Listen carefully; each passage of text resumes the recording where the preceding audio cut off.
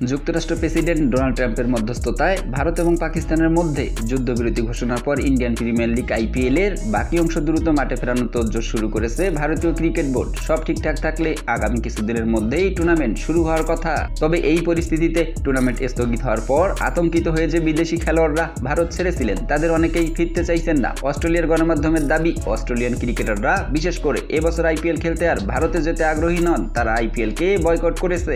ভারত ও পাকিস্তানের মধ্যে পাল্টাপাল্টি সামরিক হামলার কারণে টুর্নামেন্ট স্থগিত হওয়ার পরপরই বেশিরভাগ বিদেশি খেলোয়াড় আতঙ্কে ভারত ছেড়েছিলেন। ফ্র্যাঞ্চাইজিগুলো যদিও তাদের দ্রুততম সময়ের মধ্যে ফিরে আসতে বলেছে, কিন্তু পরিস্থিতি এখনো পুরোপুরি স্বাভাবিক না হয় এবং পরিবার পরিজনকে নিয়ে ভারতে থাকার অভিজ্ঞতা সুখকর না হয় অনেক খেলোয়াড়ের মধ্যেই অনীহা দেখা যাচ্ছে ভারতে আসা নিয়ে।